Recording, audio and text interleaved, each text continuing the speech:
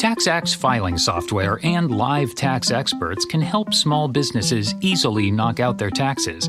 Actually, our experts can help you find deductions and credits for any sized business. Itty-bitty businesses, medium-sized, really big, mid-sized, small businesses, companies with 0 employees, and mom-and-pop conglomerates. Yep, our tax experts can help all of them. TaxAct. Let's get them over with. ¿Te has preguntado quiénes fueron los reyes más poderosos de la Biblia y qué lecciones podemos aprender de sus historias? En este video, exploraremos las vidas de 15 reyes bíblicos, desde la trágica caída de Saúl hasta la sabiduría de Salomón y la valentía de David. Descubriremos sus logros, sus errores y cómo sus reinados moldearon la historia del pueblo de Israel. ¿Qué enseñanzas pueden ofrecernos sus experiencias hoy en día? Quédate con nosotros hasta el final para conocer estos fascinantes relatos y reflexionar sobre su relevancia en nuestra vida. Comencemos. Número 15. Artajerjes y Nehemías 2. Artajerjes, también conocido como Artajerjes Longímano, fue uno de los reyes más influyentes del Imperio Persa, gobernando desde el 465 a.C. hasta el 424 a.C. Su reinado es significativo en la historia bíblica por su apoyo a Nehemías en la reconstrucción de Jerusalén, un evento clave para el pueblo judío durante el período postexílico. La historia de Artajerjes y Nehemías, relatada en Nehemías 2, ofrece valiosas lecciones sobre la cooperación entre naciones y el cumplimiento de los planes divinos. Artajerjes ascendió al trono tras el asesinato de su padre, Jerjes. Su gobierno fue notable por mantener la estabilidad del vasto imperio persa y por sus políticas de tolerancia y apoyo a diversas culturas y religiones dentro de su dominio. Este enfoque de gobierno permitió a las naciones subyugadas, como los judíos, recibir apoyo y recursos para sus proyectos y necesidades particulares. Nehemías, un judío que servía como copero del rey Artajerjes, se enteró de la desolación de Jerusalén y de la angustia de sus habitantes. Profundamente afectado por estas noticias, Nehemías oró a Dios por favor y ayuda. Un día, mientras Nehemías servía al rey, su tristeza llamó la atención de Artajerjes. El rey le preguntó la causa de su aflicción y Nehemías explicó la situación de Jerusalén, pidiendo permiso para ir y reconstruir la ciudad. Nehemías 2, versículos del 1 al 5. Artajerjes mostró una notable disposición para ayudar. No solo permitió a Nehemías regresar a Jerusalén, sino que también le concedió cartas de autorización para los gobernadores de las provincias a través de las cuales tendría que viajar. Además, Artajerjes proporcionó una carta para Asaf, el guardabosques del rey, para que Nehemías pudiera obtener la madera necesaria para las puertas de la ciudad, los muros y la casa en la que viviría. Nehemías 2, versículos del 6 al 8. El apoyo del rey Artajerjes fue crucial para el éxito de la misión de Nehemías. Nehemías llegó a Jerusalén y, después de una inspección nocturna de los muros derruidos, motivó a los líderes judíos y al pueblo a comenzar la reconstrucción. A pesar de enfrentar oposición de los enemigos locales, Nehemías lideró con determinación y el pueblo trabajó con fervor. La cooperación y el apoyo inicial de Artajerjes fueron fundamentales para iniciar y mantener el impulso del proyecto de reconstrucción. La historia de Artajerjes y Nehemías nos ofrece varias reflexiones importantes. En primer lugar, destaca el poder de la cooperación entre naciones. A pesar de ser un rey persa, Artajerjes reconoció la importancia de apoyar la reconstrucción de Jerusalén, lo que no solo benefició a los judíos, sino que también ayudó a estabilizar una región importante dentro de su imperio. Esta cooperación internacional muestra cómo la colaboración y el entendimiento entre diferentes culturas y naciones pueden conducir a resultados positivos y mutuamente beneficiosos. La historia subraya el cumplimiento de los planes divinos a través de líderes seculares. Aunque Artajerjes no era un adorador de Yahvé, Dios utilizó su posición y poder para cumplir sus propósitos para el pueblo judío. Esto nos recuerda que Dios puede trabajar a través de cualquier persona, independientemente de su fe o antecedentes, para llevar a cabo su voluntad. La disposición de Artajerjes para ayudar a Nehemías fue una respuesta a las oraciones de Nehemías y una demostración del poder de la providencia divina. Finalmente, la historia de Artajerjes y Nehemías es un testimonio del impacto de la fe y la acción. Nehemías no solo oró por la ayuda de Dios, sino que también actuó con valentía y sabiduría al presentar su petición al rey. La combinación de su fe en Dios y su disposición para actuar resultó en la realización de un proyecto que parecía imposible. Este ejemplo nos anima a confiar en Dios, a orar con fervor y a actuar con valentía en la búsqueda de los propósitos divinos. Número 14. Omri, primer libro de Reyes 16. Omri fue un rey notable del reino del norte de Israel, conocido por su habilidad política y su influencia duradera. Aunque su reinado es mencionado brevemente en el primer libro de Reyes 16, sus acciones y decisiones tuvieron un impacto significativo en la historia de Israel. Omri es reconocido por fundar la ciudad de Samaria y por ser el padre de Acab, uno de los reyes más infames de Israel. Omri, comandante del ejército, ascendió al trono de Israel en un momento de gran inestabilidad y caos político. Tras el asesinato del rey Ela por Zimri, otro aspirante al trono, Omri fue proclamado rey por el ejército mientras sitiaban Tirsa, la capital en ese momento. Zimri se suicidó tras un breve reinado de 7 días cuando vio que Omri había sido reconocido como rey. Primer libro de Reyes 16, versículos del 15 al 20. Sin embargo, Omri enfrentó oposición de Tini, otro pretendiente al trono.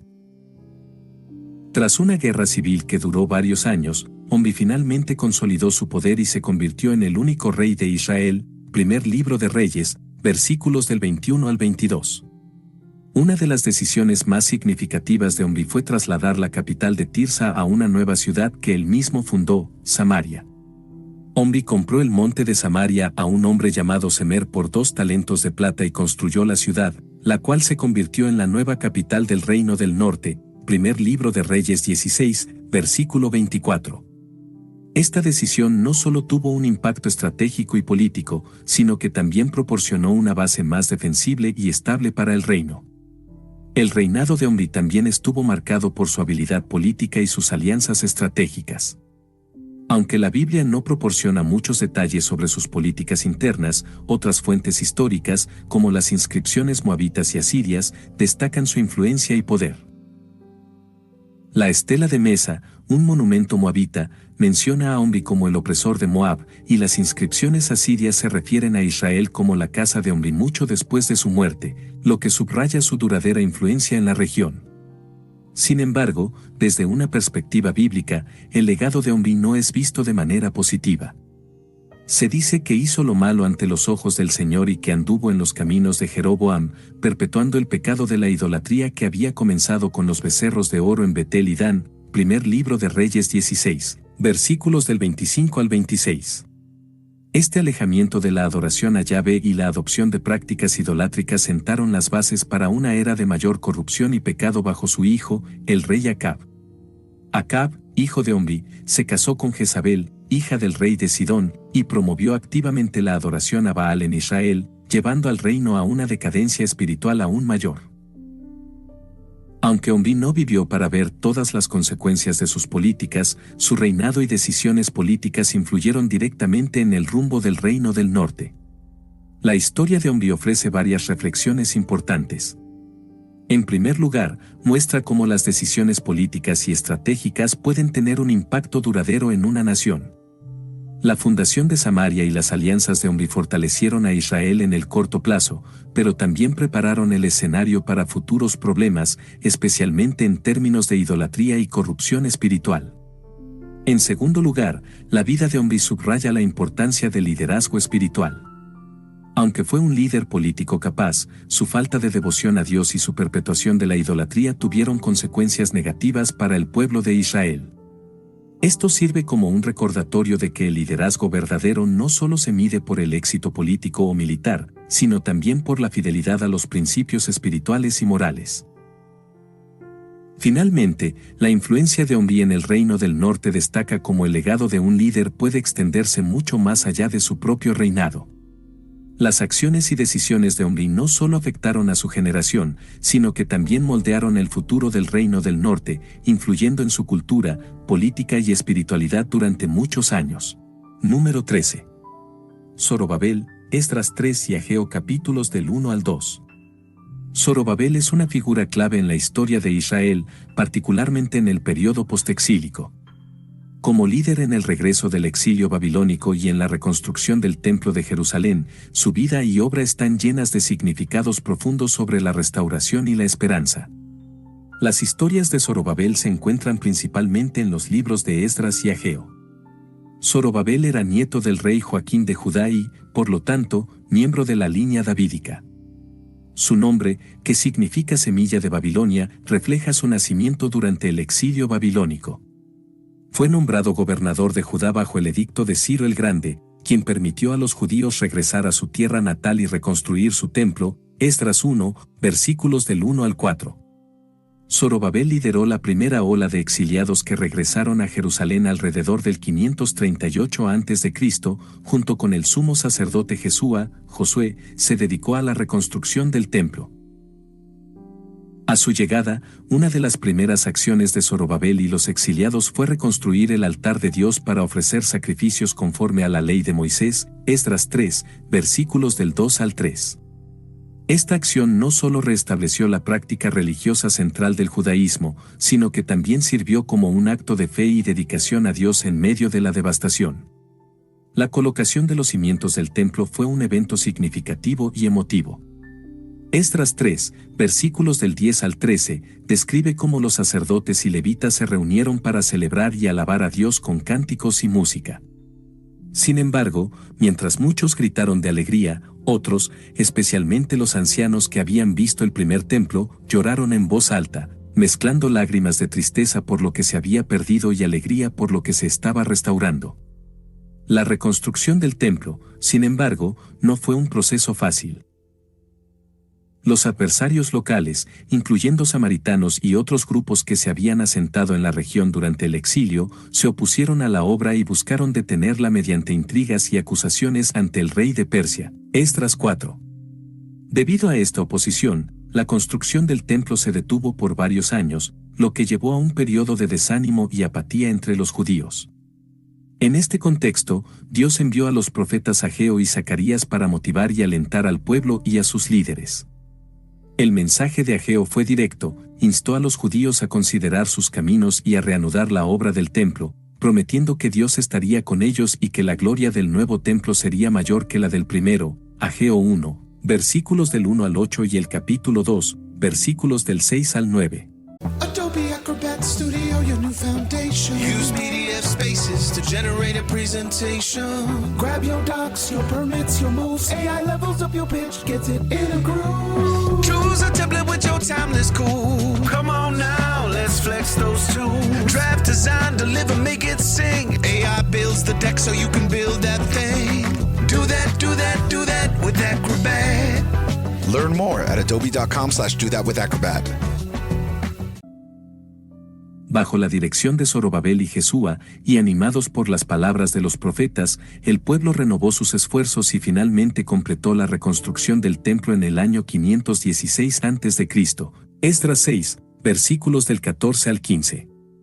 Zorobabel desempeñó un papel crucial no solo en la reconstrucción física del templo, sino también en la restauración espiritual y comunitaria de Judá. Su liderazgo y dedicación reflejan la esperanza y la fe en la promesa de Dios de restaurar a su pueblo. La figura de Zorobabel se convirtió en un símbolo de la continuidad de la línea davídica y la esperanza mesiánica, como se menciona en las visiones de Zacarías, donde Zorobabel es descrito como el signo del anillo de Dios. Zacarías 4, versículos del 6 al 10. La historia de Zorobabel ofrece varias reflexiones importantes. Primero, destaca el poder de la restauración. A pesar de las dificultades y la oposición, la reconstrucción del templo bajo el liderazgo de Zorobabel muestra que la fe y la dedicación pueden superar los obstáculos y lograr la renovación de lo que se ha perdido. La obra de restauración del templo no solo reconstruyó un edificio, sino que también revitalizó la identidad y la fe del pueblo judío. Segundo, la historia de Zorobabel subraya la importancia del liderazgo fiel y la colaboración comunitaria. Zorobabel y Jesúa trabajaron juntos, apoyados por los profetas Ageo y Zacarías, para guiar al pueblo en un tiempo de crisis. Este liderazgo colaborativo y basado en la fe fue crucial para superar la oposición y completar la obra de Dios. Finalmente, la historia de Zorobabel es una lección de esperanza. A través de su vida y su obra, vemos que Dios es fiel a sus promesas y que, incluso en tiempos de exilio y desesperación, hay esperanza para la restauración. La reconstrucción del templo simboliza la renovación de la relación del pueblo con Dios y la restauración de la esperanza en su futuro. Número 12.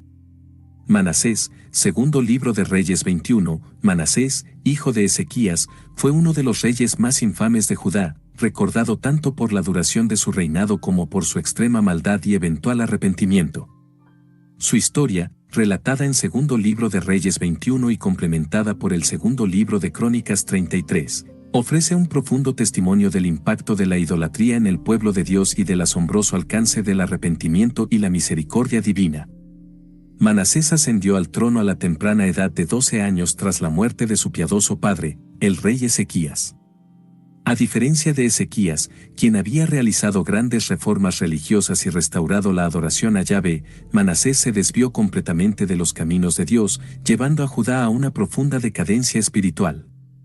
Su reinado, que duró 55 años, es uno de los más largos en la historia de los reyes de Judá, pero también uno de los más corruptos y destructivos. Desde el comienzo de su reinado, Manasés promovió prácticas paganas que habían sido erradicadas durante el gobierno de su padre. Reconstruyó los lugares altos que Ezequías había demolido, erigió altares a Baal e hizo una imagen de acera, además de adorar a todos los ejércitos celestiales, segundo libro de Reyes 21, versículos del 3 al 5.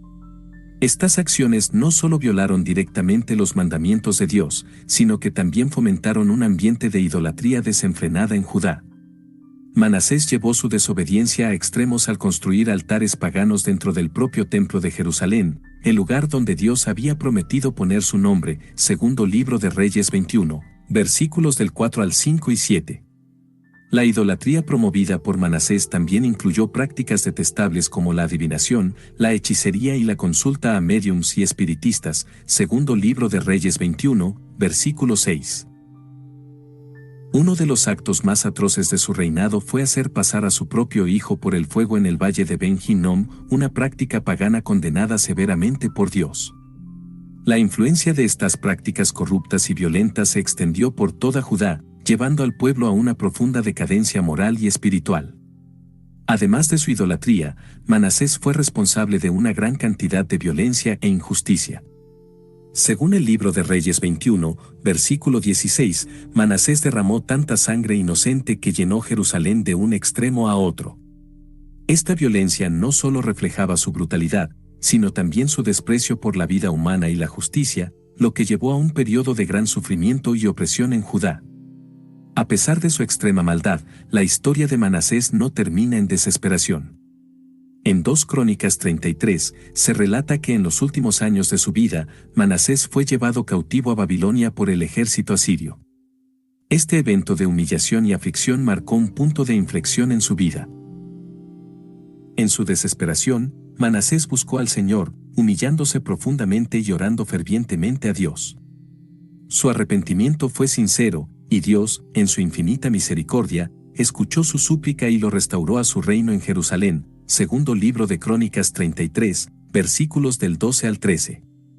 Esta restauración no solo fue un acto de gracia divina, sino también un testimonio del poder del arrepentimiento genuino.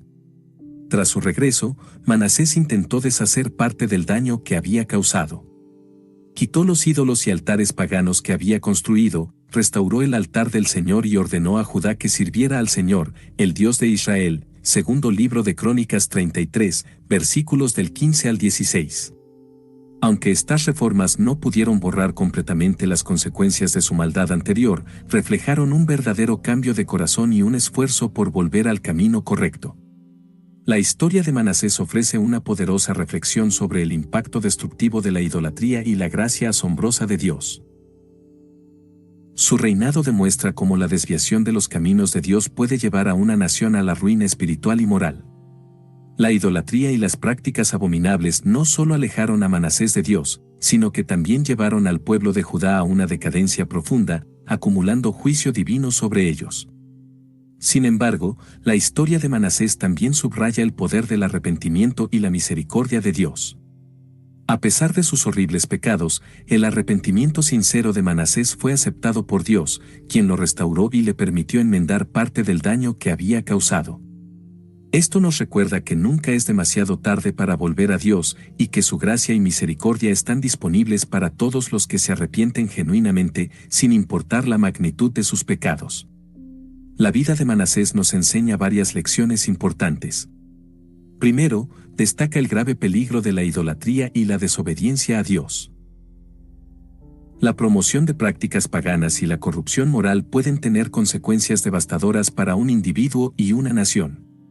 Segundo, la historia de Manasés subraya la importancia de la humildad y el arrepentimiento. Incluso el pecador más grande puede encontrar perdón y restauración si se humilla sinceramente ante Dios. Finalmente, la restauración de Manasés nos muestra la profundidad de la misericordia de Dios. A pesar de sus terribles acciones, Dios estaba dispuesto a perdonarlo y darle una segunda oportunidad, demostrando que su gracia es verdaderamente infinita. Número 11. Usías, segundo libro de Crónicas 26. Usías, también conocido como Azarías, fue uno de los reyes más destacados de Judá. Su reinado, que abarcó desde aproximadamente el 792 hasta el 740 a.C., estuvo marcado por la prosperidad y la fortaleza militar, pero también por una caída trágica debido a su arrogancia.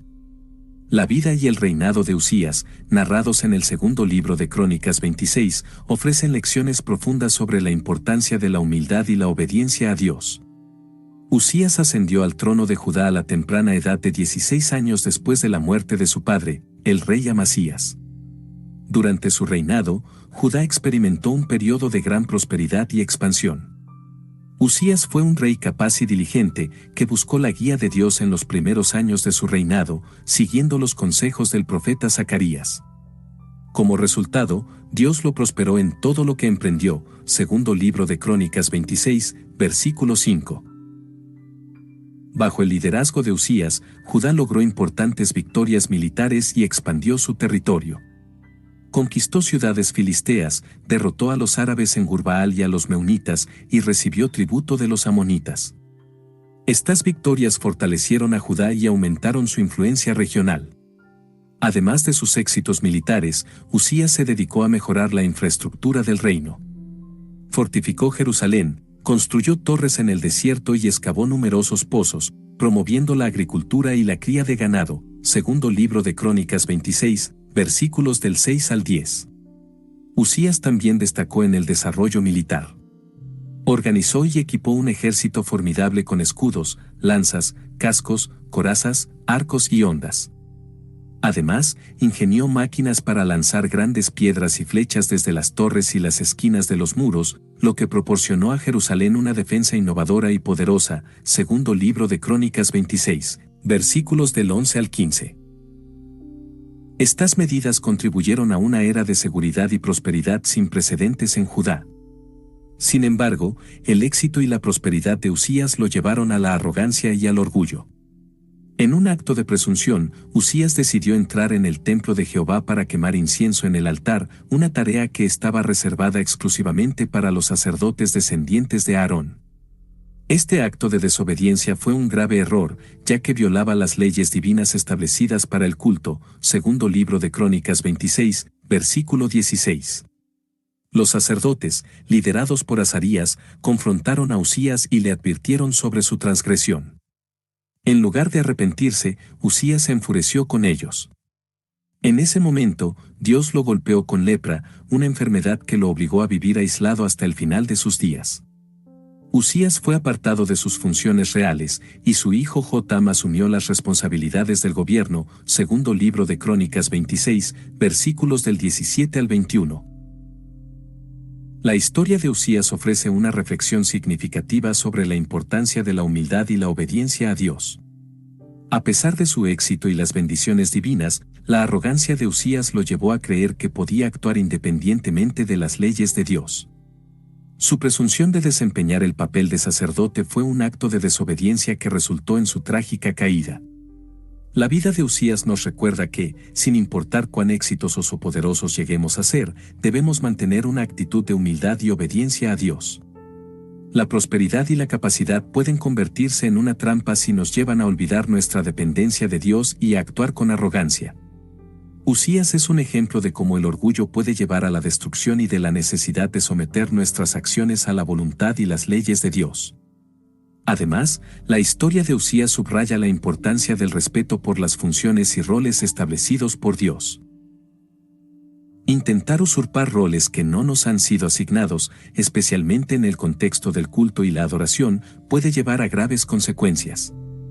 La lepra de Uzías y su aislamiento final simbolizan la separación que ocurre cuando desobedecemos y actuamos con orgullo. Número 10. Herodes el Grande, Mateo 2. Herodes el Grande, también conocido como Herodes I, fue el rey de Judea bajo la dominación romana, conocido tanto por sus grandes proyectos de construcción como por su crueldad y paranoia. LifeLock, how can I help? The IRS said I filed my return, But I haven't. 1 in 4 tax-paying Americans has paid the price of identity fraud. what do I do? My refund, though. I'm freaking out. Don't worry, I can fix this. LifeLock fixes identity theft guaranteed and gets your money back with up to $3 million in coverage. I'm so relieved. No problem. I'll be with you every step of the way. 1 in 4 was a fraud-paying American. Not anymore. Save up to 40% your first year. Visit LifeLock.com/podcast. Terms apply. Su reinado, que se extendió desde el 37 a.C.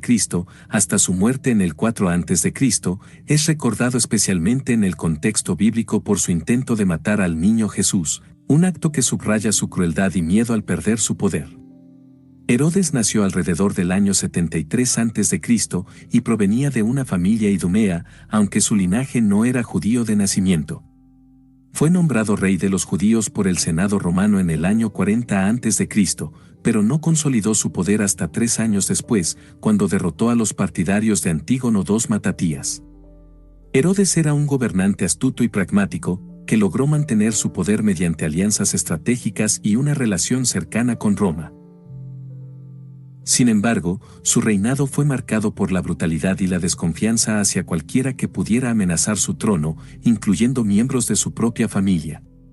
Uno de los logros más notables de Herodes fue su programa de construcción a gran escala, que incluyó la renovación y expansión del segundo templo en Jerusalén, conocido como el Templo de Herodes.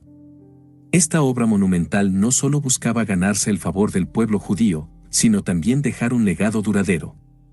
Además del templo, Herodes construyó palacios, fortalezas, como Masada, y ciudades, incluyendo Cesarea Marítima, que se convirtió en un importante puerto y centro administrativo. A pesar de estos logros, Herodes es recordado en el Nuevo Testamento principalmente por su intento de asesinar a Jesús, un evento que refleja su paranoia y crueldad. En el Evangelio de Mateo, Mateo 2, se narra cómo unos magos del Oriente llegaron a Jerusalén buscando al rey de los judíos que había nacido, siguiendo una estrella que habían visto en el Oriente. Esta noticia perturbó profundamente a Herodes, quien temía la aparición de un rival que amenazara su reinado. Herodes, aparentando interés y con una aparente intención de adorar al nuevo rey, pidió a los magos que averiguaran el lugar exacto del nacimiento y luego le informaran para que él también pudiera ir a adorarle. Después de que los magos, advertidos en un sueño, no regresaran a informar a Herodes, en un acto de desesperación y crueldad, ordenó la matanza de todos los niños varones en Belén y sus alrededores que tuvieran 2 años o menos, Mateo 2, versículo 16. Este evento, conocido como la matanza de los inocentes, subraya la brutalidad de Herodes y su disposición a cometer actos atroces para eliminar cualquier posible amenaza a su poder.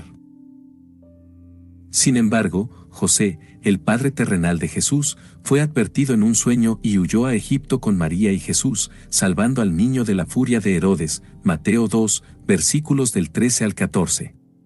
La paranoia y crueldad de Herodes no solo se manifestaron en su intento de matar a Jesús, sino también en su trato hacia su propia familia. Herodes, temeroso de conspiraciones y traiciones, mandó ejecutar a varios miembros de su familia, incluyendo a su esposa Mariamna, sus hijos Alejandro, Aristóbulo y Antípatro, y numerosos otros parientes y colaboradores. Este comportamiento paranoico y despótico refleja un reinado profundamente marcado por el miedo y la desconfianza. Reflexionar sobre la vida y el reinado de Herodes el Grande nos ofrece varias lecciones. Primero, su paranoia y crueldad subrayan los peligros del poder absoluto cuando está combinado con un carácter inseguro y despiadado. La búsqueda implacable de Herodes por mantener su trono a cualquier costo lo llevó a cometer actos atroces, mostrando cómo el miedo a perder el poder puede corromper a un líder. Segundo, la historia de Herodes y su intento de matar a Jesús ilustra cómo incluso los gobernantes más poderosos no pueden frustrar los planes divinos. A pesar de sus esfuerzos, Herodes no pudo impedir el cumplimiento de las profecías mesiánicas ni detener el plan de Dios para la salvación a través de Jesús. Finalmente, la construcción del segundo templo y otros proyectos de Herodes muestran que incluso los líderes más tiránicos pueden dejar legados arquitectónicos y culturales significativos.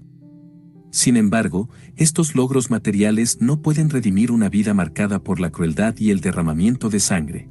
Número 9. Ciro el Grande, Isaías 45 y Esdras 1. Ciro el Grande, también conocido como Ciro II de Persia, fue el fundador del Imperio Aqueménida y es reconocido en la Biblia por su papel en la liberación de los judíos del exilio babilónico. Su reinado, que se extendió desde aproximadamente el 559 hasta el 530 a.C., marcó una era de expansión y consolidación del poder persa. En el contexto bíblico, Ciro es notable por ser un rey pagano que Dios utilizó para cumplir sus propósitos. Ciro nació en Ansán, una región en Persia, y se convirtió en rey de los persas en el 559 a.C. Su ascenso al poder y sus conquistas fueron impresionantes, culminando con la derrota del imperio neobabilónico en el 539 a.C. Al capturar Babilonia, Ciro se presentó como un liberador y adoptó una política de tolerancia y respeto hacia las culturas y religiones de los pueblos conquistados. En la Biblia, Ciro es mencionado específicamente en el libro de Isaías, donde Dios lo llama su ungido, Isaías 45, versículo 1. Esta profecía, hecha alrededor de 150 años antes del nacimiento de Ciro, describe cómo Dios lo eligió para liberar a su pueblo y restaurar Jerusalén. Isaías 45, versículos del 1 al 3 dice: Así dice Jehová a su ungido, a Ciro, al cual tomé yo por su mano derecha, para sujetar naciones delante de él. Yo iré delante de ti, y enderezaré los lugares torcidos, quebrantaré puertas de bronce, y cerrojos de hierro haré pedazos. Este pasaje subraya que, aunque Ciro no conocía a Dios, fue elegido y guiado por él para cumplir un propósito divino. En Esdras 1, se describe cómo Ciro, tras conquistar Babilonia, emitió un edicto permitiendo a los judíos regresar a Jerusalén y reconstruir el templo. El edicto de Ciro se registra en Esdras 1, versículos del 2 al 4. Así dice Ciro rey de Persia: Jehová el Dios de los cielos me ha dado todos los reinos de la tierra, y me ha mandado que le edifique casa en Jerusalén, que está en Judá. Quien haya entre vosotros de todo su pueblo, sea Dios con él, y suba a Jerusalén, que está en Judá, y edifique la casa a Jehová Dios de Israel, él es el Dios, la cual está en Jerusalén. Este acto de Ciro no solo permitió la liberación de los judíos del exilio babilónico, sino que también facilitó el inicio de la reconstrucción del templo, un evento crucial en la historia judía. La política de Ciro de permitir a los pueblos conquistados practicar sus religiones y restaurar sus lugares de culto fue innovadora para su tiempo y consolidó su reputación como un rey justo y tolerante. Para los judíos, el edicto de Ciro fue una respuesta a sus oraciones y una confirmación de las promesas proféticas de Dios.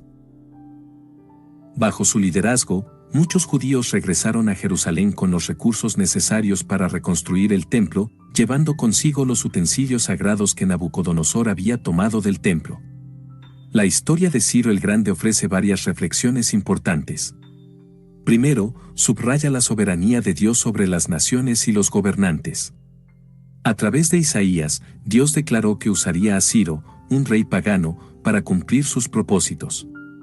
Esto muestra que el poder de Dios trasciende fronteras y culturas y que Él puede usar a cualquier persona, independientemente de su fe o antecedentes, para llevar a cabo su voluntad.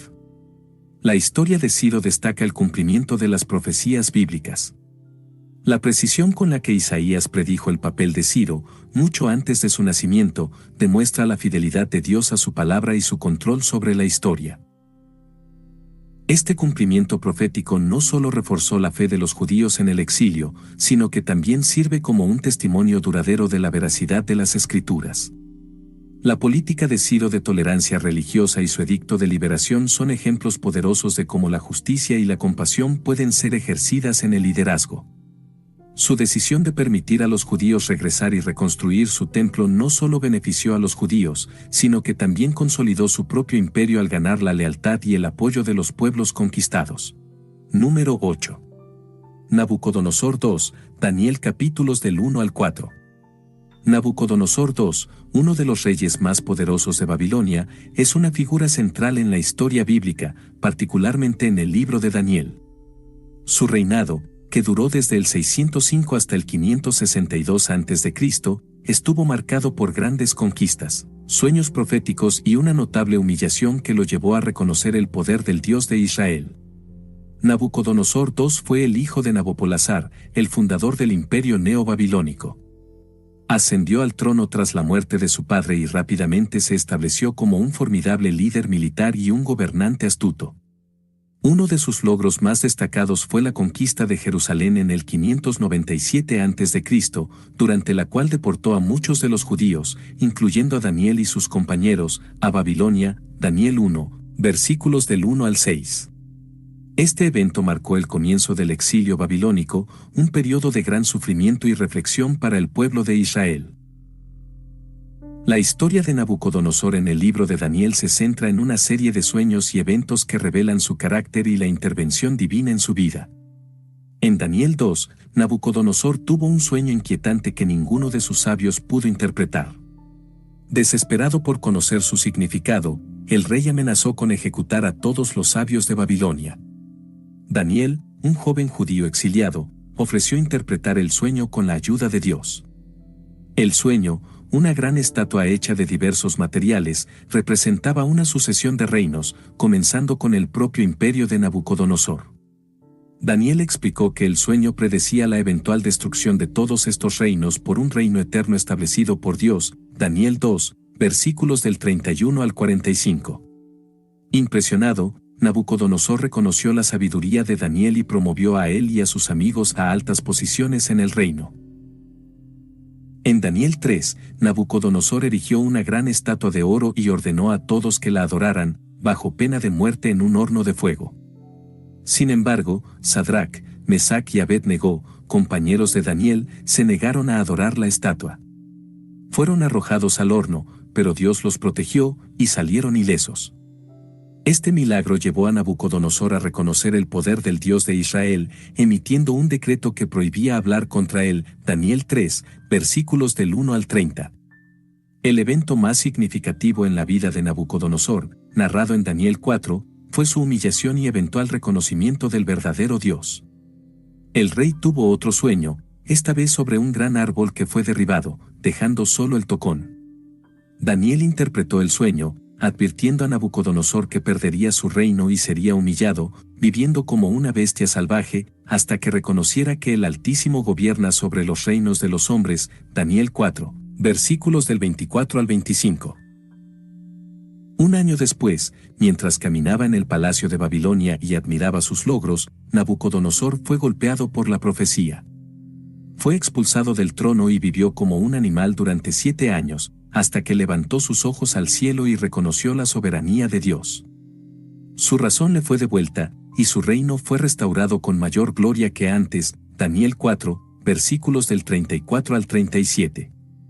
Nabucodonosor proclamó públicamente la grandeza de Dios, afirmando: «Ahora yo Nabucodonosor alabo, engrandezco y glorifico al Rey del cielo, porque todas sus obras son verdad, y sus caminos juicio, y él puede humillar a los que andan con soberbia». Daniel 4, versículo 37. La historia de Nabucodonosor es una poderosa reflexión sobre el poder humano y la soberanía divina.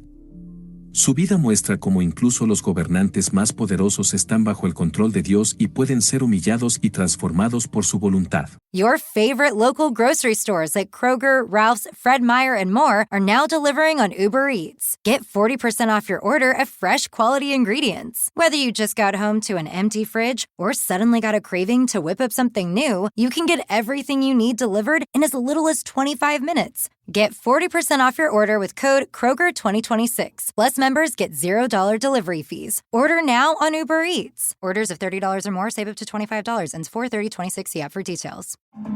Hey everybody, welcome to your 30-second laughing session brought to you by The Laughing Cow. Ready to laugh?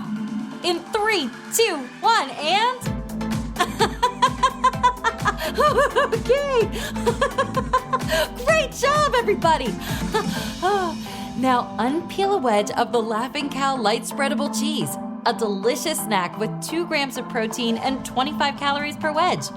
Feels good to have a cow, huh? A pesar de su arrogancia inicial y su confianza en sus propios logros, Nabucodonosor fue llevado a un punto de humildad y reconocimiento del verdadero Dios. Nabucodonosor también sirve como un ejemplo de la gracia y la paciencia de Dios. A pesar de su orgullo y sus actos de idolatría, Dios le dio múltiples oportunidades para reconocer su soberanía. La transformación de Nabucodonosor, desde un rey arrogante hasta un adorador del Dios de Israel, demuestra que nadie está fuera del alcance de la gracia de Dios y que Él puede usar cualquier circunstancia para revelar su poder y amor.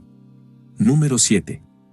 Josías, segundo libro de Reyes, capítulos del 22 al 23. Josías, el 16º rey de Judá, es recordado como uno de los reyes más piadosos y reformadores del reino. Su reinado, narrado en el segundo libro de Reyes capítulos del 22 al 23, destaca por el descubrimiento del libro de la ley, sus extensas reformas religiosas y la restauración del templo de Jerusalén. La vida y las acciones de Josías subrayan la importancia de la obediencia a la ley de Dios y la búsqueda de una verdadera adoración. Josías ascendió al trono de Judá a la temprana edad de 8 años, después de la muerte de su padre Amón, quien había seguido los caminos idólatras de su abuelo Manasés, segundo libro de Reyes 21, versículos del 19 al 26. A pesar de este oscuro legado familiar, Josías mostró un corazón inclinado hacia Dios desde el principio. A los 16 años, comenzó a buscar al Dios de su ancestro David, y a los 20 años emprendió una campaña para purificar Judá y Jerusalén de la idolatría, segundo libro de Crónicas 34, versículos del 3 al 7. El evento más significativo del reinado de Josías ocurrió en el año 18 de su reinado, cuando ordenó la reparación del templo de Jerusalén. Durante las obras de restauración, Hilcías, el sumo sacerdote, descubrió el libro de la ley en la casa de Jehová, segundo libro de Reyes 22, versículo 8. Este descubrimiento fue crucial, ya que el contenido del libro había sido olvidado o ignorado durante los reinados anteriores de reyes idólatras. Cuando el escriba Safán leyó el libro delante de Josías, el rey se conmovió profundamente y rasgó sus vestiduras en señal de duelo y arrepentimiento, segundo libro de Reyes 22, versículo 11. Reconociendo la gravedad de la situación y la distancia del pueblo de los mandamientos de Dios, Josías envió a consultar a la profetisa Hulda para entender mejor las implicaciones de lo que se había leído. Hulda confirmó que Dios traería juicio sobre Judá debido a su idolatría, pero también aseguró que Josías no vería ese juicio debido a su humildad y arrepentimiento, segundo libro de Reyes 22, versículos del 15 al 20.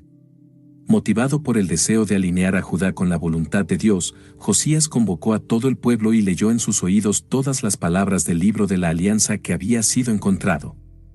Luego, renovó el pacto delante de Jehová, comprometiéndose a seguir a Dios y a guardar sus mandamientos con todo su corazón y con toda su alma, segundo libro de Reyes 23, versículos del 1 al 3. Josías implementó una serie de reformas religiosas significativas, eliminando todos los objetos y lugares de idolatría en Judá y en las áreas de Israel que aún tenía influencia. Derribó los altares de Baal, destruyó los lugares altos, quitó los sacerdotes idólatras y eliminó las prácticas paganas que habían corrompido la adoración en el templo, segundo libro del Reyes 23, versículos del 4 al 20.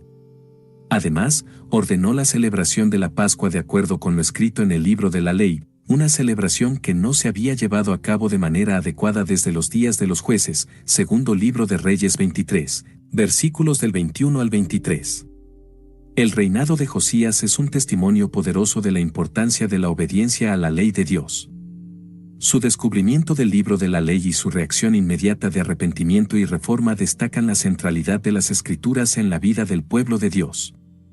Josías entendió que la verdadera adoración y el favor de Dios no podían ser alcanzados a través de rituales vacíos o la simple tradición, sino a través de una obediencia sincera y total a la palabra de Dios.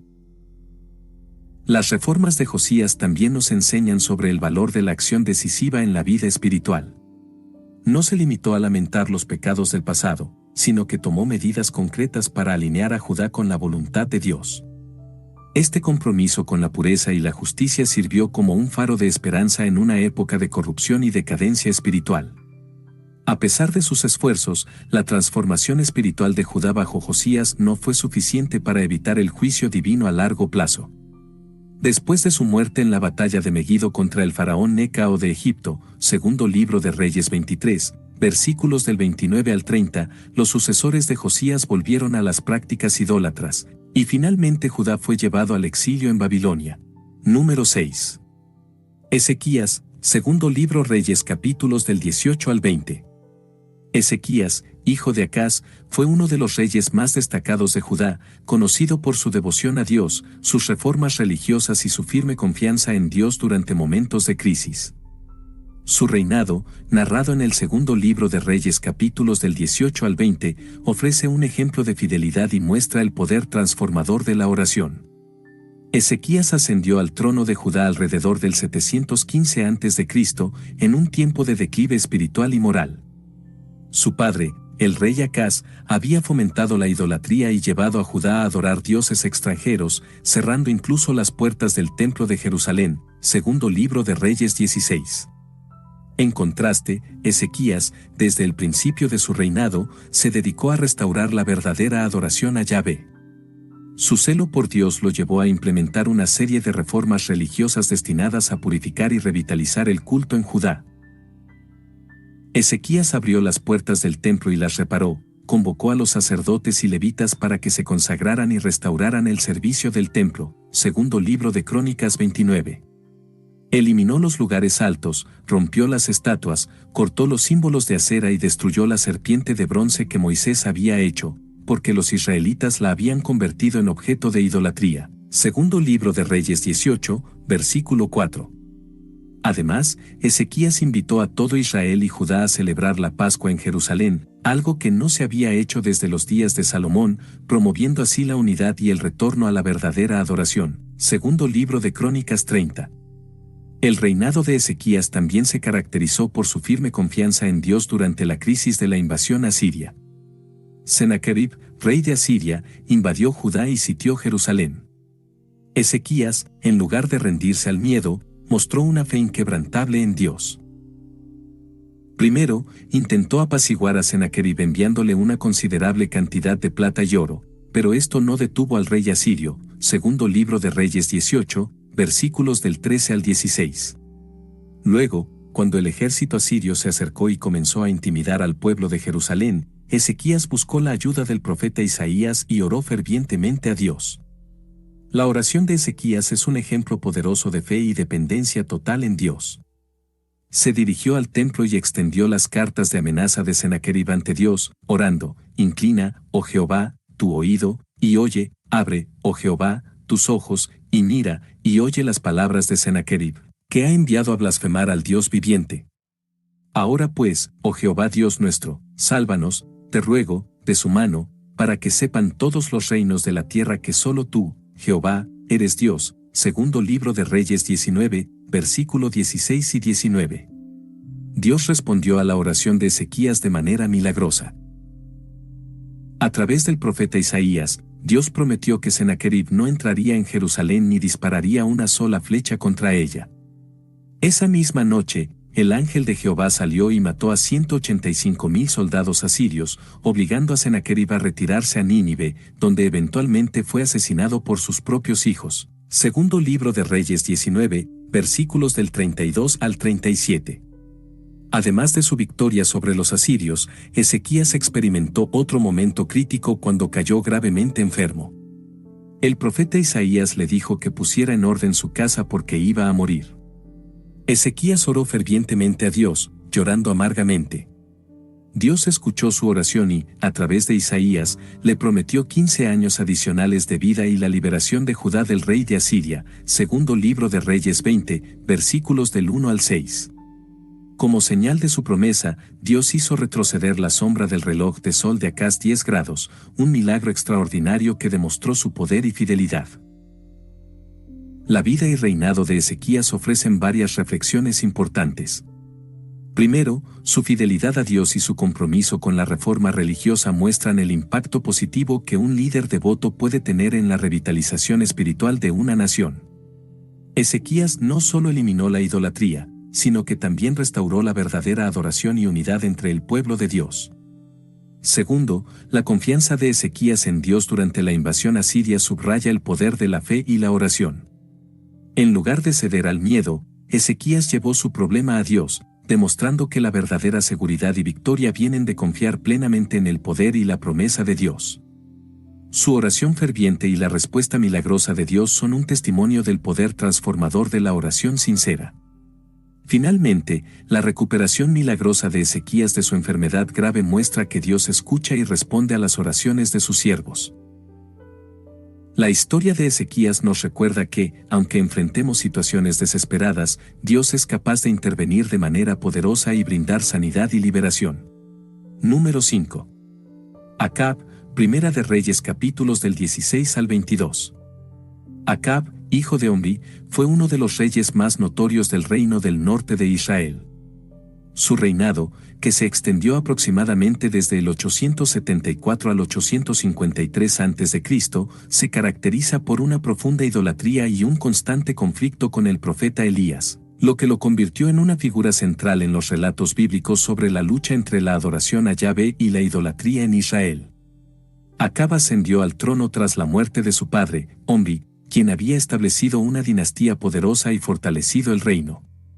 Sin embargo, a diferencia de Omri, Acab llevó a Israel a una mayor decadencia espiritual. Se casó con Jezabel, hija del rey de los Sidonios, y juntos promovieron activamente la adoración de Baal y Astarte, Primera de Reyes 16, versículos del 31 al 33. Jezabel, una devota adoradora de Baal, tuvo una influencia significativa en Acab, incitándolo a construir un templo y un altar para Baal en Samaria, la capital del reino. El reinado de Acab estuvo marcado por múltiples actos de idolatría y una serie de confrontaciones con el profeta Elías. Uno de los episodios más memorables fue el desafío en el Monte Carmelo, donde Elías confrontó a los profetas de Baal. Acab había permitido y fomentado la proliferación de estos profetas, lo que llevó a una severa sequía como castigo divino, Primera de Reyes 17. En el Monte Carmelo, Elías desafió a los profetas de Baal a invocar a su Dios para que enviara fuego sobre un sacrificio. A pesar de sus fervientes oraciones y rituales, los profetas de Baal fracasaron. Elías, entonces, oró a Yahvé, quien respondió enviando fuego desde el cielo, consumiendo el sacrificio, la leña, las piedras y el agua alrededor del altar. Este evento demostró el poder de Yahvé y llevó al pueblo a declarar: Yahvé es el Dios. Primera de Reyes 18, versículos del 20 al 39. A pesar de esta demostración de poder divino, Acab no se volvió completamente a Yahvé. Jezabel continuó persiguiendo a los profetas de Yahvé y Acab siguió cometiendo actos de injusticia y maldad. Uno de los eventos más infames fue la adquisición de la viña de Nabot. Deseando la viña de su vecino Nabot para convertirla en un huerto, Acab intentó comprarla, pero Nabot se negó. Jezabel, tomando el asunto en sus manos, organizó un complot para acusar falsamente a Nabot de blasfemia y hacerlo ejecutar. Después de la muerte de Nabot, Acab tomó posesión de la viña, Primera de Reyes 21. Este acto de injusticia provocó una condena severa de Elías, quien profetizó la destrucción de la casa de Acab y el fin de su dinastía. El juicio divino sobre Acab se manifestó en varias ocasiones. En una batalla contra los sirios, Acab ignoró la advertencia del profeta Micaías y decidió luchar, disfrazándose para evitar ser identificado. Sin embargo, una flecha disparada al azar lo hirió mortalmente y murió ese mismo día. Primera de Reyes 22, versículos del 29 al 38. Su muerte marcó el comienzo del fin para su dinastía, cumpliendo así la profecía de Elías. La vida y el reinado de Acab ofrecen una reflexión profunda sobre el impacto de la idolatría y el juicio divino. Su promoción de la adoración de Baal y la persecución de los profetas de Yahvé llevaron a una decadencia espiritual significativa en Israel. A pesar de las repetidas demostraciones del poder y la autoridad de Yahvé, Acab persistió en sus caminos idólatras, influenciado por Jezabel y sus propios deseos. El juicio divino sobre Acab subraya la seriedad con la que Dios toma la idolatría y la injusticia. A través de los profetas, especialmente Elías, Dios constantemente llamó a Acab y al pueblo de Israel al arrepentimiento y a volver a la adoración verdadera. La resistencia de Acab a estos llamados y su continuo pecado resultaron en su caída y en la eventual destrucción de su linaje. Número 4. Jeroboam, Primera de Reyes capítulos del 11 al 14. Jeroboam, una figura clave en la historia de Israel, fue el primer rey del Reino del Norte tras la división del Reino Unido de Israel. Su ascenso al poder y su reinado se caracterizaron por decisiones estratégicas y políticas que, lamentablemente, también llevaron a la idolatría y al desvío espiritual de Israel. Jeroboam era hijo de Nabat, de la tribu de Efraín. Inicialmente, era un oficial al servicio del rey Salomón, encargado de los trabajos forzados de la casa de José, Primera de Reyes 11, versículo 28. Jeroboam se distinguió como un hombre trabajador y capaz, lo que le ganó el favor de Salomón. Sin embargo, su vida cambió cuando el profeta Ahías de Silo se encontró con él y le profetizó que Dios le daría 10 de las tribus de Israel debido a los pecados de idolatría de Salomón, Primera de Reyes 11, versículos del 29 al 31. Ahías rasgó su manto nuevo en 12 pedazos y le dio a Jeroboam 10 de ellos, simbolizando que él reinaría sobre 10 de las tribus de Israel. Esta profecía incluyó una promesa de que, si Jeroboam obedecía a Dios y seguía sus mandamientos, su casa sería establecida y su reinado prosperaría. Primera de Reyes 11, versículos del 37 al 38.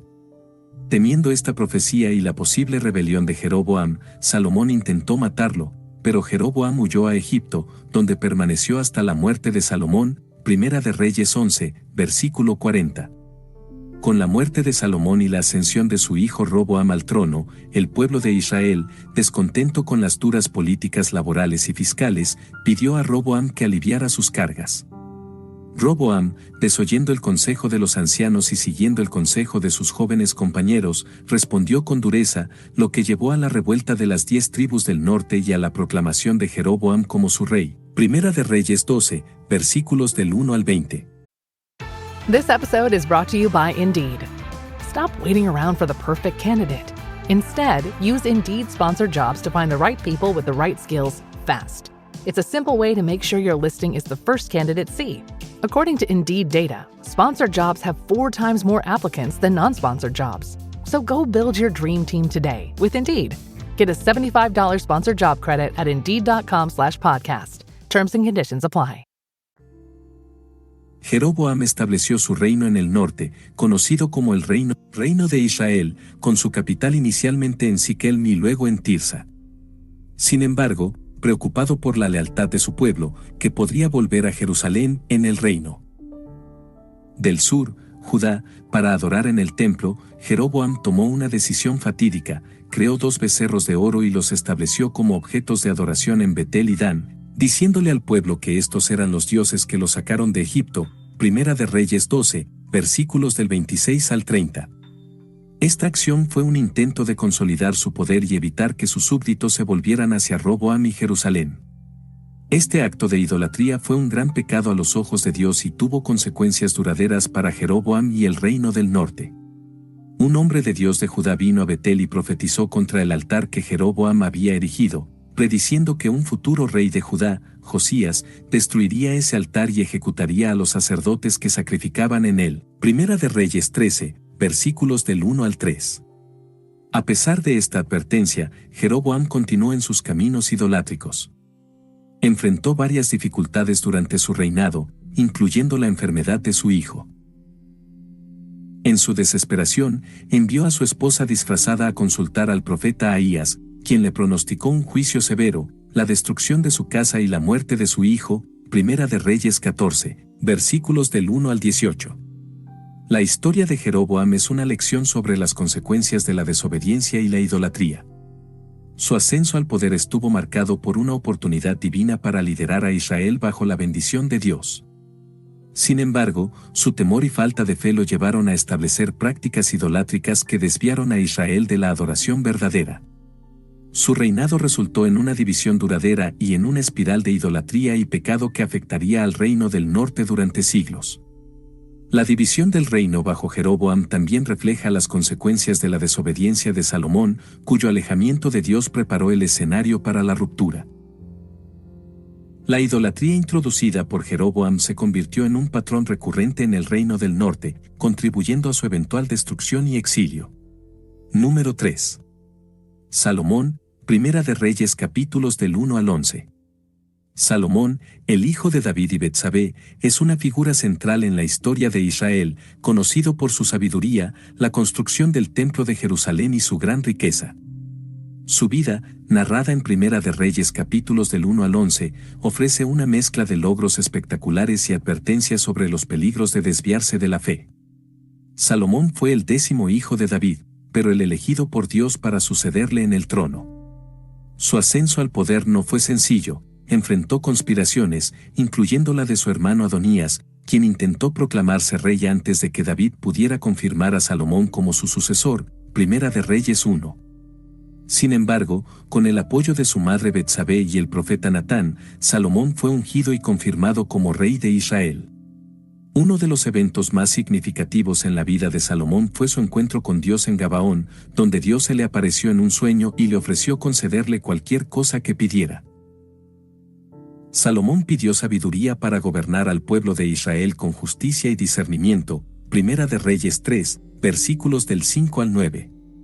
Dios se complació con esta petición y no solo le concedió una sabiduría incomparable, sino también riquezas y honor, prometiendo que no habría rey como él en toda la historia. La sabiduría de Salomón se hizo famosa, atrayendo a personas de todas partes del mundo, incluida la reina de Saba, quien quedó impresionada por su conocimiento y la prosperidad de su reino. Primera de Reyes 10, versículos del 1 al 13. Su sabiduría se manifestó en decisiones judiciales justas, proverbios y canciones. Salomón escribió gran parte del libro de Proverbios, el Cantar de los Cantares y Eclesiastés, que aún hoy son considerados textos sagrados y llenos de sabiduría práctica y espiritual. Uno de los logros más importantes de Salomón fue la construcción del Templo de Jerusalén, que su padre David había planificado pero no había podido construir.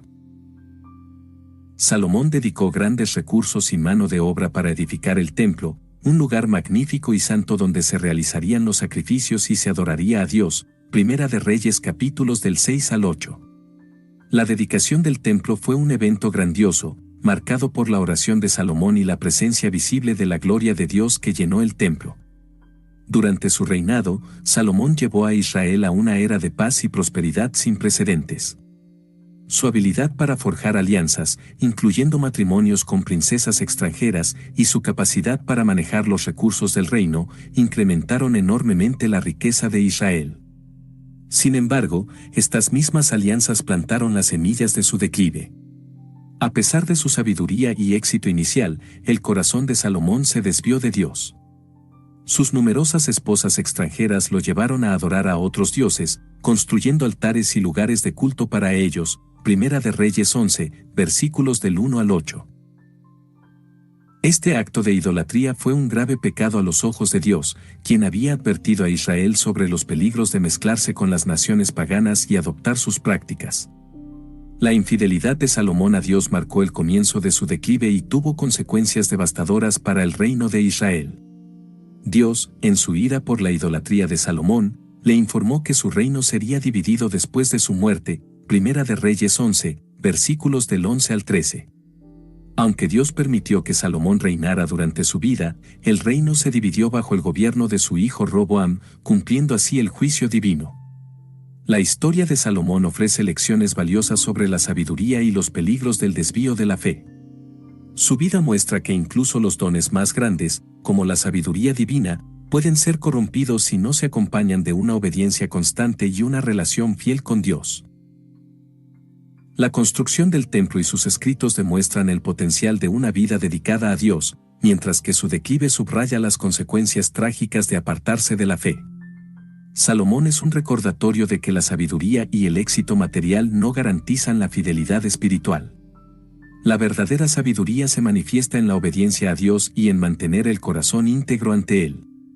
La vida de Salomón nos advierte sobre la sutil influencia de las alianzas y las decisiones que pueden alejarnos de Dios, y nos llama a permanecer firmes en nuestra fe, buscando siempre honrar a Dios en todos nuestros caminos. Número 2. David, 1 de Samuel 16 y 1 de Reyes 2. David, una de las figuras más emblemáticas y complejas de la Biblia, es conocido por su fe, valentía y humanidad. Su vida, narrada desde 1 de Samuel 16 hasta 1 de Reyes 2, abarca su humilde comienzo como pastor, su unción como rey, su victoria sobre Goliat y su consolidación del reino de Israel. David era el hijo menor de Isaí, un hombre de Belén. Antes de ser ungido como rey, David era un pastor que cuidaba de las ovejas de su familia. Su vida cambió dramáticamente cuando el profeta Samuel, siguiendo la dirección de Dios, lo ungió como futuro rey de Israel, aunque Saúl aún ocupaba el trono. 1 de Samuel 16, versículos del 1 al 13. Este acto de unción marcó el inicio de una serie de eventos que lo llevarían de ser un pastor desconocido a convertirse en el rey más famoso de Israel. David ganó prominencia en Israel inicialmente por su valentía y fe cuando derrotó al gigante filisteo Goliat con una simple honda y una piedra. 1 de Samuel 17.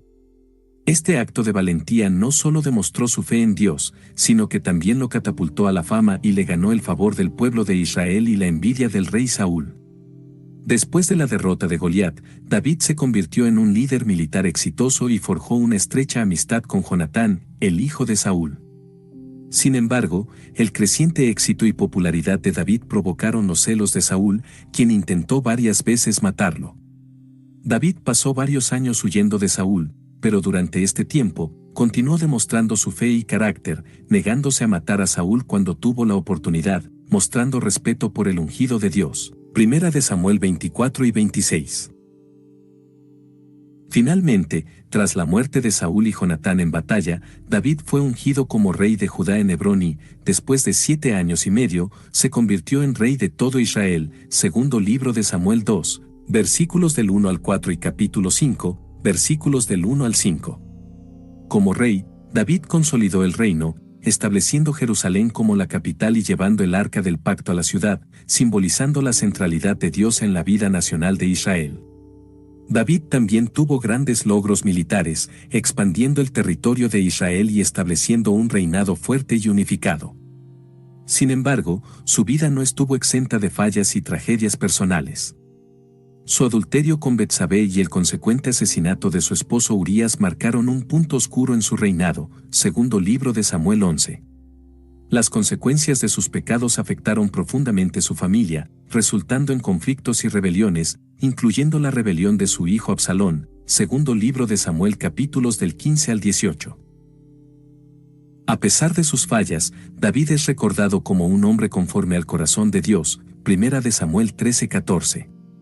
Sus salmos, muchos de los cuales expresan arrepentimiento, alabanza y una profunda relación con Dios, son testimonio de su fe inquebrantable y su comprensión de la gracia y misericordia de Dios.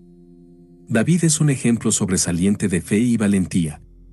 Desde su juventud, su confianza en Dios lo llevó a enfrentarse a Goliat, demostrando que, con fe, lo aparentemente imposible se vuelve posible. Su vida muestra cómo la fe en Dios puede capacitar a alguien para superar grandes desafíos y lograr grandes cosas. La valentía de David no solo se mostró en sus hazañas militares, sino también en su disposición a enfrentar las consecuencias de sus acciones. Su arrepentimiento sincero por su pecado con Betsabé, como se expresa en el Salmo 51, revela su comprensión de la gravedad del pecado y su necesidad de la misericordia de Dios. Blizzard Entertainment presents Midnight, the newest expansion for World of Warcraft. Midnight calls every hero home to Azeroth. All paths lead to this moment. Xalatath rises, the Void follows, and the Sunwell stands in peril. Raiders, explorers, storytellers, newcomers, and legends alike. This is your world, your story, your moment. Because Azeroth is home, and home is always worth fighting for. Available now at worldofwarcraft.com. If you're a QuickBooks customer looking to grow your business without the growing pains, you need the Intuit ERP. Upgrade to Intuit Enterprise Suite in a matter of hours. It's the AI-native ERP from the makers of QuickBooks. Learn more at intuit.com/ERP.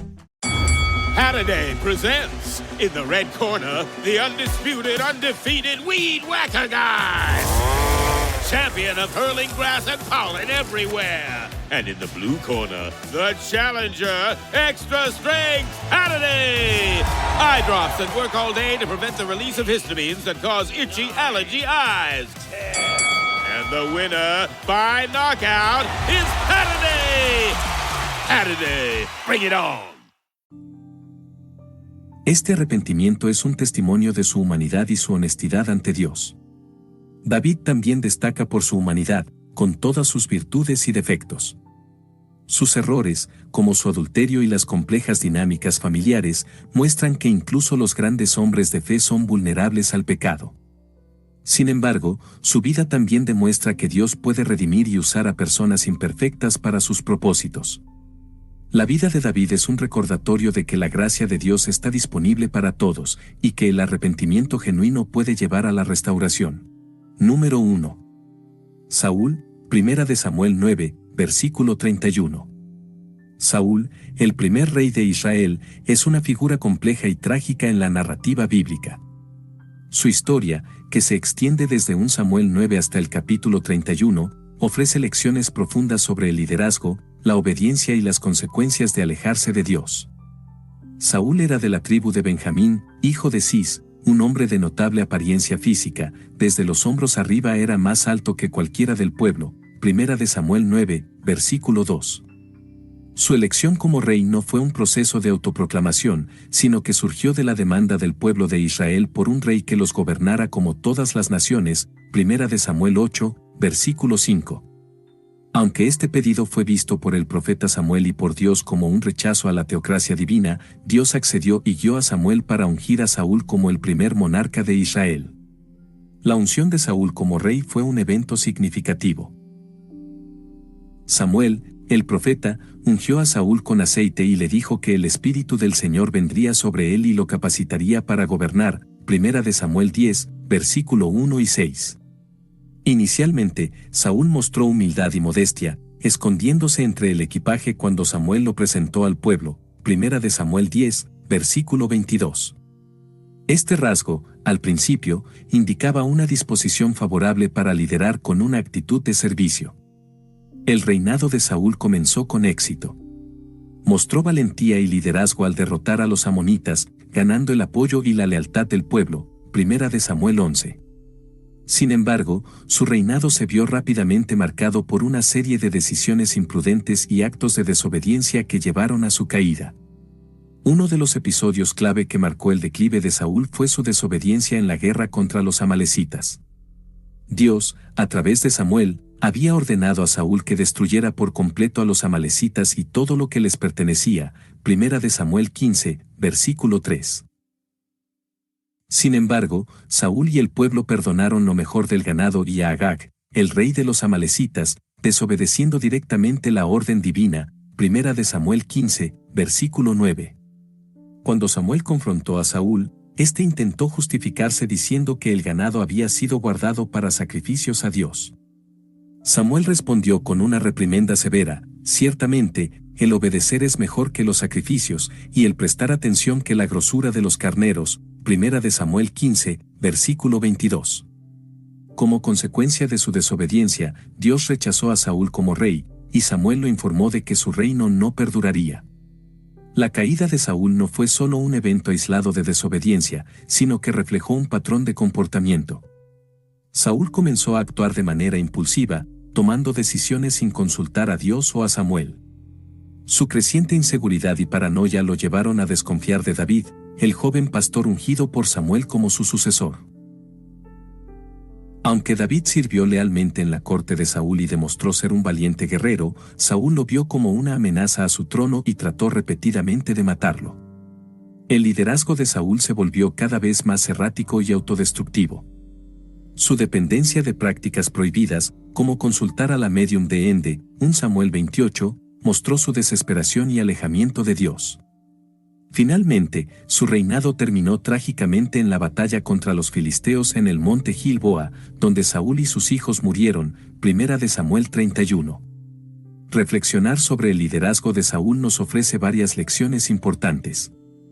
En primer lugar, su historia destaca la primacía de la obediencia a Dios sobre cualquier otra consideración. La desobediencia de Saúl, incluso cuando parecía tener una justificación religiosa, resultó en su rechazo como rey. Esto subraya que las acciones y decisiones deben alinearse con la voluntad de Dios para ser verdaderamente efectivas y bendecidas. En segundo lugar, el liderazgo de Saúl muestra cómo el temor y la inseguridad pueden erosionar la capacidad de liderar eficazmente. Su paranoia hacia David y su incapacidad para confiar en los planes de Dios lo llevaron a una espiral de decisiones destructivas. Un líder debe tener confianza en Dios y en su propósito, evitando que el temor y la inseguridad dicten sus acciones. Finalmente, la vida de Saúl es una advertencia sobre las consecuencias de alejarse de Dios. A pesar de sus comienzos prometedores y las bendiciones iniciales, su rechazo a la guía divina y su dependencia de sus propios entendimientos llevaron a su caída. La historia de Saúl nos llama a mantener una relación continua y obediente con Dios, buscando su dirección en todas nuestras decisiones. Greenlight helps kids learn about money by actually using it. It's a debit card and money app that teaches kids to earn, save, and spend in real life, not just swipe and hope for the best. Learning happens naturally, in the moment. Parents can set limits, see real-time spending, and guide better habits all in one place, without constant check-ins or cash runs. Don't wait. Try Greenlight risk-free today at greenlight.com/trygreenlight.